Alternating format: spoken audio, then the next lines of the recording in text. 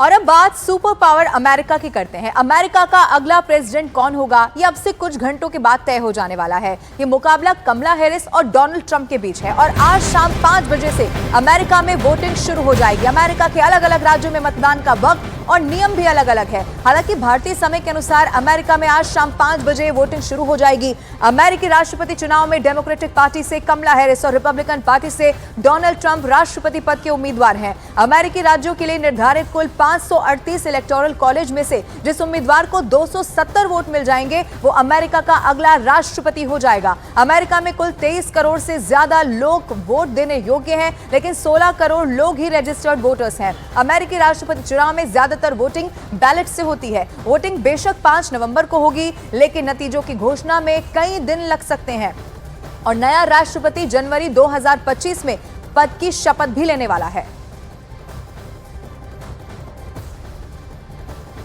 तो अमेरिका में अगला राष्ट्रपति कौन होने वाला है, ये अब से कुछ घंटों के बाद साफ हो जाएगा। सीधा सीधा जो मुकाबला है वो कमला हैरिस और डोनाल्ड ट्रंप के बीच में होने जा रहा है। कई सारे ऐसे मुद्दे हैं जिनको लेकर जो जनता है वो वहां की वोट करने वाली है। अमेरिका का बिग बॉस कौन होगा, न्यूज़ 18 इंडिया पर ये एक्सक्लूसिव मेगा कवरेज भी आप देखने वाले हैं। आज ये मतदान होने वाला है। भारतीय समय के मुताबिक शाम 5 बजे से ये मतदान की जो प्रोसेस है वो शुरू हो जाएगा। डोनाल्ड ट्रंप और कमला हैरिस के बीच में कड़ा और सीधा मुकाबला है। 538 इलेक्टोरल वोट में से 270 वोट जिसको मिल जाएंगे वो अमेरिका का अगला राष्ट्रपति हो जाएगा। और अमेरिका में चुनाव का जो नियम है वो बेहद ही पेचीदा माना जाता है। कई बार चुनाव में विवाद कोर्ट तक भी पहुंच जाता है और फैसला लंबे समय तक टल जाता है। हमारे यहां के चुनाव से अमेरिका का चुनाव कितना अलग है वो आपको इस रिपोर्ट के जरिए हम समझाते हैं। अमेरिका के चुनाव को लेकर एक दिलचस्प बात जान लीजिए। यहाँ का चुनाव गधे और हाथी का मुकाबला भी कहा जाता है। गधे का चिन्ह डेमोक्रेटिक पार्टी का प्रतीक है, जबकि हाथी रिपब्लिकन पार्टी का प्रतीक है। अमेरिका के चुनाव में इन दोनों चिन्हों का इस्तेमाल 1870 से हो रहा है। अमेरिका में राष्ट्रपति पद के चुनाव की प्रक्रिया बहुत अलग है और जटिल भी है, लेकिन आप इस ग्राफिक्स को देखकर आराम से समझ जाएंगे। इसमें पहला चरण प्राइमरी कहा जाता है, जिसमें पार्टी सदस्य अपना सर्वश्रेष्ठ प्रतिनिधि चुनते हैं। इसके बाद होते हैं राष्ट्रीय सम्मेलन, जिसमें राष्ट्रपति पद के उम्मीदवार उपराष्ट्रपति पद के लिए अपना उम्मीदवार चुनते हैं। इस बार कमला हैरिस ने टिम वॉल्श को अपने उपराष्ट्रपति के तौर पर चुना है, जबकि ट्रंप ने जेडी वैंस को चुना है। इसके बाद होता है आम चुनाव, जिसमें अमेरिका के हर राज्य में लोग एक राष्ट्रपति और एक उपराष्ट्रपति के लिए वोट करते हैं। चौथा चरण होता है इलेक्टोरल कॉलेज। हर राज्य को एक निश्चित संख्या में इलेक्टर मिलते हैं। ये संख्या संसद में राज्य के प्रतिनिधित्व के आधार पर होती है। आम चुनाव के बाद इलेक्टर वोट डालते हैं और आधे से ज्यादा वोट पाने वाला उम्मीदवार जीतता है। अमेरिका में करीब 10 राज्य ऐसे हैं जिन्हें स्विंग स्टेट कहा जाता है, जो असली मायने में राष्ट्रपति का फैसला करते हैं। इस बार अमेरिका में 7 राज्य ही ऐसे बताए जा रहे हैं जहां वोटों का स्विंग बड़ा फैसला कर सकता है। Arizona, Nevada, Wisconsin, Michigan, Pennsylvania, North Carolina, Georgia. अगर जैसे विश्व के हालात हैं, जियोपॉलिटिकल जैसे टर्मोइल है, उथल पुथल है, टर्बुलेंस हो रही है, उसमें अमेरिका की लीडरशिप बहुत ही महत्वपूर्ण है। तो इसलिए जो भी वहां पर आएगा, और ऐसे कांटे की टक्कर है वहां पर, बिल्कुल ही पोलराइज सिचुएशन है और इसीलिए बिल्कुल कुछ भी बताना ये इस समय संभव नहीं है जो उन दोनों नेताओं में से कौन बनकर आने वाला है। अब सवाल है कि क्या होता है स्विंग स्टेट। अमेरिका में कुल राज्य हैं 50। इसमें इलेक्टोरल वोट की तादाद है 538, जिसमें जादुई आंकड़ा 270 बन जाता है। अब इस आंकड़े में स्विंग स्टेट हार जीत में अहम भूमिका निभाते हैं। इस बार 7 स्विंग स्टेट में 93 सीटें हैं।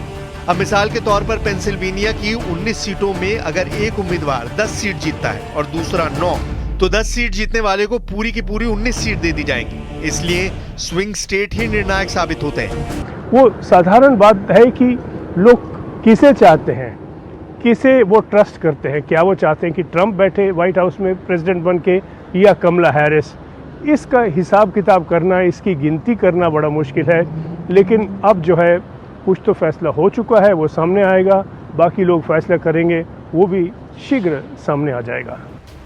या कहें कि पूरे अमेरिका में कम वोट हासिल करने के बावजूद इलेक्टोरल वोट में जीतने वाला उम्मीदवार जीत जाता है। इसलिए इस बार भी सबसे ज्यादा प्रचार स्विंग स्टेट्स में हो रहा है। ये अमेरिका के वो सूबे हैं जहां रिपब्लिकन और डेमोक्रेट्स के बीच लड़ाई अक्सर बेहद करीबी होती है।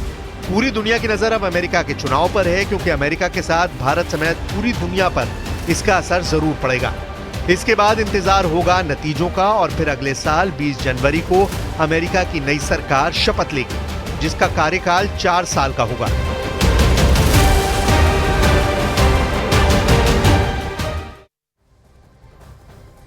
अमेरिका में राष्ट्रपति का चुनाव 4 अलग-अलग चरण में होता है और इसीलिए शुरुआत होती है दोनों पार्टियों के अपने अपने उम्मीदवारों के चुनाव से। पहले चरण का पहला फेज अगर हम बात करें तो प्राइमरी कहलाता है। इसमें पार्टी के जो मेंबर हैं वो अपना सबसे बेस्ट प्रतिनिधि चुनते हैं। और फिर इसमें अगला चरण होता है कॉकस, जिसमें मतदान के जरिए पार्टी अपना उम्मीदवार तय करती है। दूसरे चरण को राष्ट्रीय सम्मेलन कहते हैं। इसमें जो है राष्ट्रपति के उम्मीदवार अपने साथ उपराष्ट्रपति पद के उम्मीदवार को भी चुनते हैं और इसके साथ ही सभी दल राष्ट्रपति पद के फाइनल उम्मीदवार को चुनते हैं। इसके बाद हर राज्य में लोग एक राष्ट्रपति और एक उपराष्ट्रपति के लिए वोट करते हैं। एक ऐसे ग्रुप के लिए वोटिंग होती है जिसे इलेक्टर कहते हैं। और फिर चौथे चरण में हर राज्य को एक निश्चित संख्या में इलेक्टर मिलते हैं। संसद में राज्य के प्रतिनिधित्व के आधार पर ये इलेक्टर मिलते हैं। आम चुनाव के बाद इलेक्टर वोट डालते हैं। आधे से ज्यादा वोट पाने वाला उम्मीदवार जीतता है।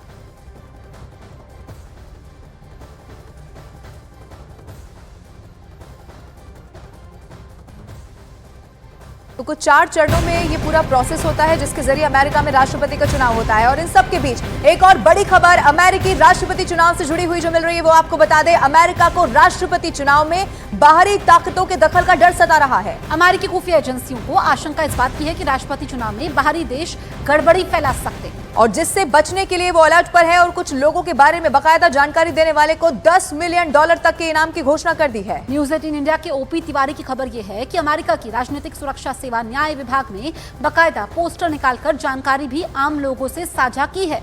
इसमें उसने ईरानी साइबर फर्म पर आरोप लगाया है कि उसने साल 2020 की अमेरिकी राष्ट्रपति चुनाव को प्रभावित करने का प्रयास किया था। अमेरिकी एजेंसी को डर यह है कि ये साइबर फर्म एक बार फिर ऐसी कोशिश कर सकती है। इस बारे में जानकारी देने वाले को $10 मिलियन तक का इनाम देने की घोषणा की गई है। और इस तरह ईरान के इस्लामिक रिवॉल्यूशनरी गार्ड कॉर्प्स से जुड़े कुछ लोग हैं और लोगों की तस्वीर को भी जारी करते हुए कहा गया है कि इन लोगों ने 2024 के अमेरिकी चुनाव में दखल देने की कोशिश में कई साइबर ऑपरेशन किए हैं। अगर किसी के पास इन व्यक्तियों के बारे में जानकारी है तो सूचना देने पर उसे $10 मिलियन तक का इनाम दिया जा सकता है। इसके साथ ही रूस के कई इन्फ्लुएंसर्स की भी जो तस्वीरें हैं वो जारी कर दी गई हैं और उन पर भी बाकायदा इनाम, यानी कि जो भी शख्स इनके बारे में कोई जानकारी देगा उसे एक बड़ा इनाम देने की घोषणा कर दी गई है। अमेरिका में राष्ट्रपति का चुनाव है, आज ही वोट डाले जाएंगे। ऐसे में खुद अमेरिका बाहरी ताकतों से दखल यहां पर इस अमेरिकी चुनाव में ना होने पाए, इससे बहुत ज्यादा डरा हुआ है।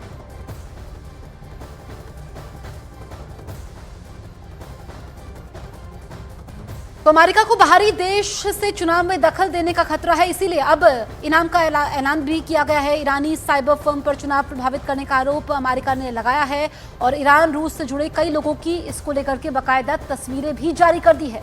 तो ये पोस्टर्स जारी कर दिए गए हैं। यूएस राजनीतिक सुरक्षा सेवा न्याय विभाग ने ये पोस्टर्स जारी किए हैं जो हम आपको दिखा रहे हैं। जानकारी देने वाले को इनाम देने की घोषणा है। जो तस्वीरें हैं, यानी कि ये जो इमेजेस शेयर की गई हैं, उसमें कहा गया है कि अगर कोई भी इन लोगों के बारे में जानकारी साझा करेगा तो उसे बड़ा इनाम दिया जाएगा।